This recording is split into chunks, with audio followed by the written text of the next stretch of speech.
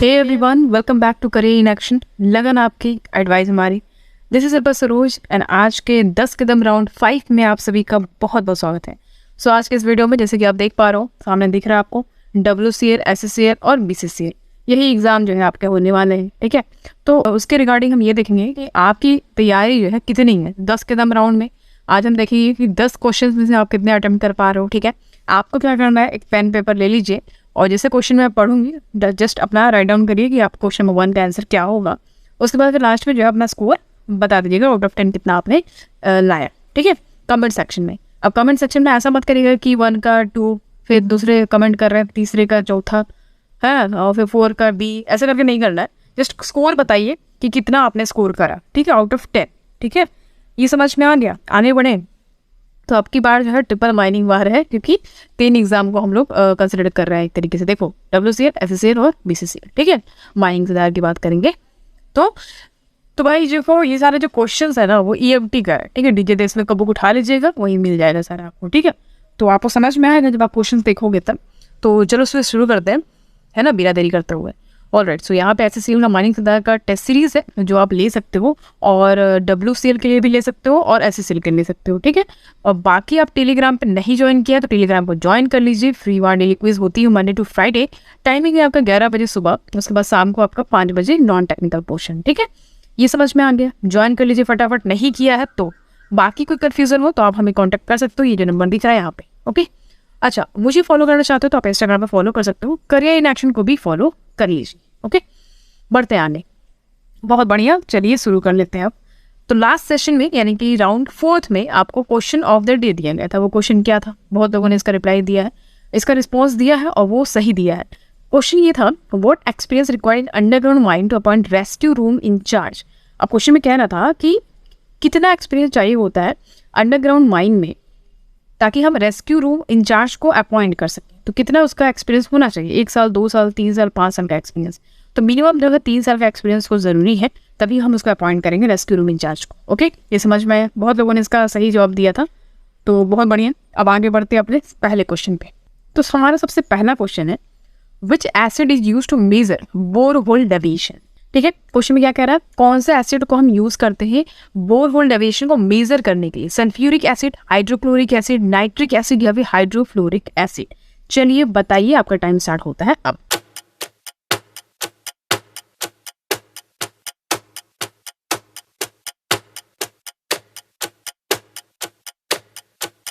Okay, तो इसका right answer आपका क्या हो जाएगा? Hydrofluoric acid. ठीक है, क्या हो जाएगा? हाइड्रोफ्लोरिक एसिड को हम यूज करते हैं बोरहोल डेविएशन को मेजर करने के लिए। ये आपको EMT के बुक में मिल जाएगा, फटाफट वहां पे आप देखो, बोरहोल डेविएशन, बोरहोल सर्वे और डिफ्लेक्शन आपको देखने को मिलेगा टॉपिक, वहां से पढ़ सकते हो। ठीक है, देखो, जो डिपार्चर होता है बोरहोल का, चाहे वो वर्टिकल है या इंक्लाइंड है, ठीक है, अपने सेट कोर्स से, तो उसको हम बोलते हैं डेविएशन ऑफ बोरहोल। ठीक है, समझ में आ गया? आगे बढ़े, क्वेश्चन नंबर 2 है हमारा, bentonite chemical is used for. अब कहता है कि बेंटोनाइट केमिकल जो है उसको हम यूज करते हैं, किस लिए यूज करते हैं? सीलिंग क्रैक्स के लिए, serving borehole deviation, preparing mud flush या फिर सीमेंटेशन। तो फटाफट बताइए कि क्या होगा, जल्दी जल्दी इसको लिख लीजिए। Your time starts now.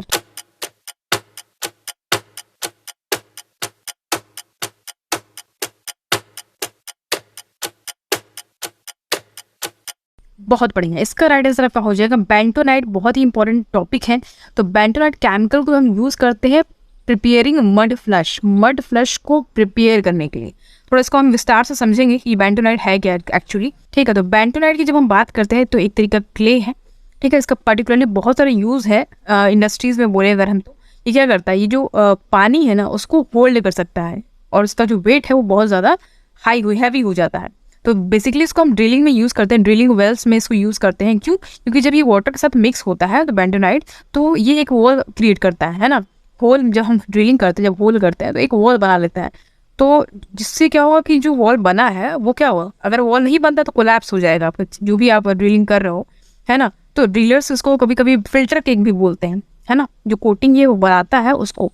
ठीक है, अगर मान लीजिए आप जो है जो ड्रिलिंग कर रहे हैं, हम लोग मान लो हम सिर्फ पानी को यूज़ करते हैं, तो अगर आप ड्रिलिंग के लिए सिर्फ पानी मान लीजिए यूज़ कर रहे हैं, ठीक है, और साइड में आप ड्रिल कर रहे हैं, है ना, तो क्या होगा, तो जो वॉल बन रहा है, होल जो होल कर रहे हो आप, वहाँ वॉल बन रहा है, तो वो तुरंत ही कोलैप्स हो जाएगा जैसे ही आप पानी बंद करोगे। जब आप उसमें बेंटोनाइट यूज़ करोगे, बेंटोनाइट जब ऐड करोगे वाटर के साथ, तो क्या होगा, जो वाटर है वो हैवी हो जाएगा, है ना। जब बेंटोनाइट यूज़ करो, बेंटोनाइट क्ले जब उसमें यूज़ हो रहा है तो वो हैवी हो जाएगा। सैंडी होल जो है एक वॉल बनाएगा, वो हैवी होगा, ठीक है। तो वो जो है बहुत हेल्पफुल है ड्रिलिंग पर्पस के लिए, ठीक है। तो बेंटोनाइट जो है फ्रेश फ्लूइड में क्या करता है, लुब्रिकेट करता है, और जो मतलब जो कटिंग टूल्स है ना उसको ठंडा करता है, ताकि वो कोरोजन से बचा सके उसको, है ना। जब वो मतलब बहुत स्पीड से चलता है तो जो ड्रिलिंग फ्लूइड है वो क्या जनरेट करता है, हाइड्रोस्टैटिक प्रेशर जनरेट करता है बोरहोल में।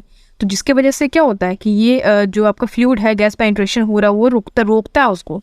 तो इससे बेसिकली ये है कि कोरोजन से बचाता है, तो ये थोड़ा याद रखेंगे। आगे बढ़ेंगे, कोरोजन से बचाता है, इंपॉर्टेंट पॉइंट है। आगे बढ़ते हैं, क्वेश्चन नंबर 3 है हमारा। क्वेश्चन नंबर 3 कहता है the improve technique of removal of core during drilling without raising the drill rods. अब यहाँ क्वेश्चन में कह रहा है कि एक ऐसा इम्प्रूव टेक्निक जिससे हम कोर को रिमूव कर सकें जब हम ड्रिलिंग करते हैं, मतलब बिना ड्रिल रोड्स को उठाए, हम कोई ऐसा इम्प्रूव टेक्निक है जिससे हम कोर को रिमूव कर सकें। Double tube core barrel, accelerate drilling, wire line drilling, या फिर साइड कोरिंग। बताइए क्या होगा इसका राइट आंसर, फटाफट बताइए।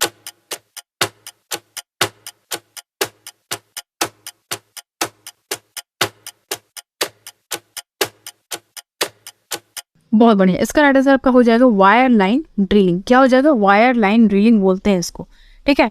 तो नॉर्मली जो कोर बैरल होता है वो 0.5 मीटर से 3 मीटर लेंथ होता है, ठीक है। जब हम कोर को रिमूव करते हैं conventional method of drilling use करके, तो जो भी ड्रिल रोड्स हैं तो उसको सबको सरफेस पे लाया जाता है। तो आप इतना समझो कि वायर लाइन ड्रिलिंग जो है वो कब हम लोग कहाँ तक, कितने डेप्थ तक, 1000 मीटर डेप्थ तक जो है इसको हम ड्रिल कर सकते हैं वायर लाइन ड्रिलिंग की मदद से, ठीक है। आगे बढ़े, क्वेश्चन नंबर 4 है हमारा। The starting point of shaft at the ground surface is called. जो स्टार्टिंग पॉइंट होता है शाफ्ट का एट द ग्राउंड सर्फेस, उसको हम क्या बोलते हैं, कॉलर, पिथ हेड, प्लेटफॉर्म, या फिर स्कैफोल्ड। बताइए क्या होगा इसका राइट आंसर।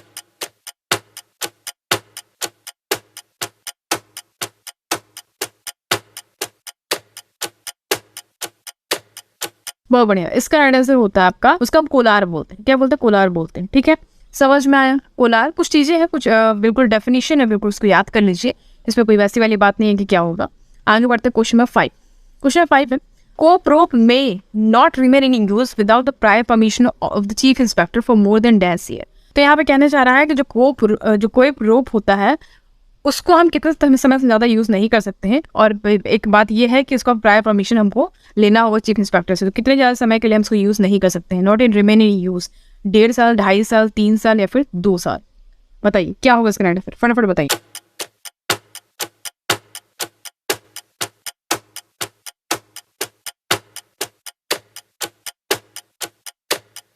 ये तो बहुत इजी क्वेश्चन है, आई थिंक ये कर लोगे आप, CMR पढ़े हो। चलिए, तो इसका आंसर आपका हो जाएगा 2 साल, ठीक है। 2 साल यहाँ पे आप देख पा रहे हो, कोप रोप जो होता है, जो कोप रोप होता है, उसको हम यूज नहीं कर सकते हैं विद, पहली तो बात तो कि उसको प्रायर परमिशन होना चाहिए चीफ इंस्पेक्टर से, और 2 साल से ज्यादा अगर है समय उसका हो गया है तो उसको हम यूज नहीं करेंगे, ठीक है।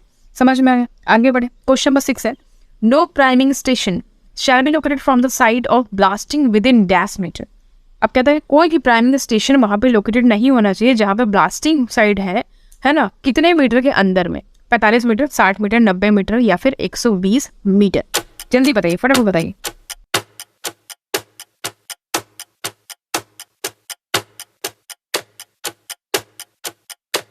तो याद रखिएगा यहाँ पे फ्रेंड्स, यहाँ पे याद रखिएगा, ध्यान दीजिए।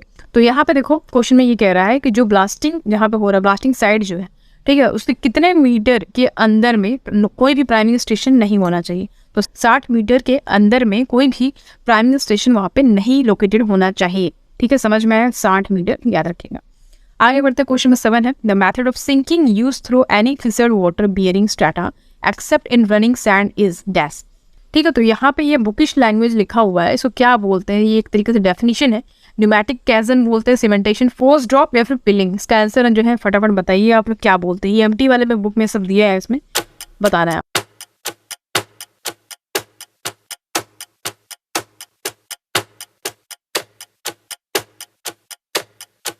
ऑलराइट, तो इसका राइट आंसर आपका क्या हो जाएगा, सीमेंटेशन राइट आंसर आपका हो जाएगा। ओके, अब सीमेंटेशन प्रोसेस ये होता क्या है, देखो इस प्रोसेस में, ये प्रोसेस जो है हम कोई भी केस में हम यूज़ कर सकते हैं शाफ्ट सिंकिंग के।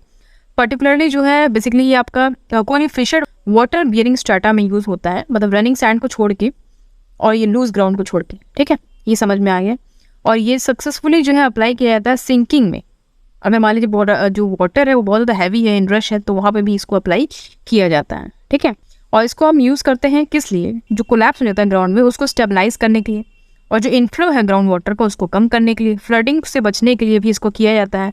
और जो बॉइलिंग है, जो मतलब सैंड अगर मान लीजिए बॉयल होने लगा तो उसको प्रिवेंट करने के लिए भी हम सीमेंटेशन यूज़ करते हैं, ठीक है। ये समझ में आया। आगे बढ़े, बहुत बढ़िया, आगे बढ़ते क्वेश्चन में 8 है। In freezing method of sinking the removal of ice walls after completion of sinking by sending hot brine through holes is known as. अब कहता है कि इन फ्रीजिंग मेथड, मतलब फ्रीजिंग मेथड में या फिर sinking the removal of ice wall after completion of sinking by sending hot brine through holes. अब कहता है कि फ्रीजिंग मेथड में जो आइस वॉल उसको वो रिमूव जब हो जाता है, मतलब जो कंप्लीशन हो जाता है सिंकिंग प्रोसेस का, कैसे हो जाता है, जो हम हॉट ब्राइन को भेजते हैं होल्स के थ्रू, तो उस प्रोसेस को हम क्या बोलते हैं, defreezing, silicatisation, post freezing या फिर थॉइंग या फिर नन ऑफ द ऑप्शन।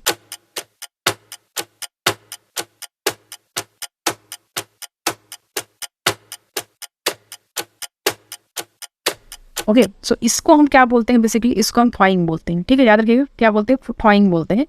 और फ्रीजिंग मेथड होता है या फिर sinking the removal of ice walls after completion of sinking by sending hot brine through holes. एक डेफिनेशन इसको याद कर लो, बिल्कुल ऐसे पूछ सकते हैं डायरेक्ट, ठीक है। और सिलिकेटाइजेशन की क्या होता है, ये एक प्रोसेस होता है जिसमें जो होल्स होता है उसको केमिकल से ट्रीट किया जाता है, तो उसको सिलिकेटाइजेशन बोलते हैं, ठीक है। ये समझिए, मतलब ये ऑप्शन समझिए जो दिया हुआ है, ये सब चीज़ें, ठीक है। तो बढ़ते हैं क्वेश्चन नंबर 9 पे। The holes treated with chemicals are called. जो होल को हम केमिकल के साथ ट्रीट करें उसको हम क्या बोलते हैं, treating holes, test hole, product holes या फिर वीपिंग होल्स।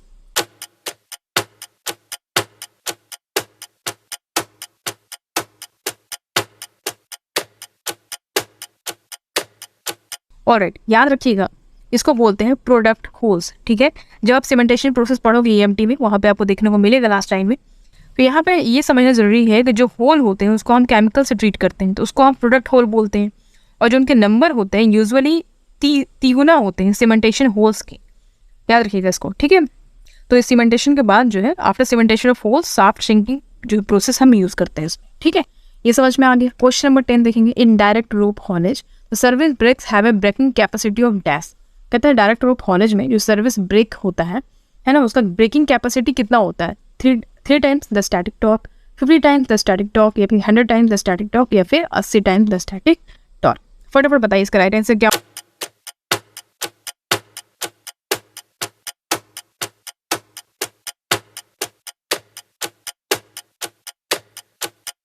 और तो इसका राइट आंसर क्या हो जाएगा, 100 टाइम्स द स्टैटिक टॉर्क, ठीक है। डायरेक्ट रोप हॉलेज में जो सर्विस ब्रेक होता है उसका जो ब्रेकिंग कैपेसिटी वो 100 गुना होता है स्टैटिक टॉर्क, ठीक है। याद रखिएगा, उसको इंपॉर्टेंट क्वेश्चन एग्जाम में देखने को मिल सकता है। अच्छा, यहाँ पे आपका 10 कदम राउंड खत्म होता है। क्वेश्चन है आप लोगों की, देखिए। In coal mines the minimum air quality required at all working faces in board and pillar is. अब बोर्ड एंड पिलर में बोलता है कि जो आपका वर्किंग फेसेस जो भी होते हैं बोर्ड एंड पिलर में, कोल माइंस में, तो उसका जो मिनिमम एयर क्वालिटी होता है वो कितना ज़रूरी है, कितना रिक्वायर्ड है। 600 metre cube per minute, 80 metre cube per minute या फिर 60 मीटर क्यूब पर मिनट या 50 मीटर क्यूब पर मिनट। फटाफट इसका आंसर कमेंट सेक्शन में कमेंट करके दीजिए, स्कोर के साथ इसका आंसर भी दीजिए, ठीक है। और फिर आपको नेक्स्ट 10 कदम राउंड में फिर आपको उसका आंसर बताया जाएगा। ओके, आई होप कि आपको वीडियो अच्छी लगी हो तो एक लाइक ज़रूर कर दीजिएगा और शेयर कर दीजिएगा अपने दोस्तों में। तो आज का वीडियो यहीं पे खत्म करते हैं। आंसर की आप आपको मिल जाएगा, ठीक है। ये आप डाउनलोड कर सकते हो, टेलीग्राम ग्रुप पे ज्वाइन कर लीजिए, वहाँ से आपको सब वीडियो मिल जाएगा। ओके, फिर मिलेंगे आपसे अगली क्लास में। आज के लिए इतना ही। Thank you so much for watching. See you in the next class.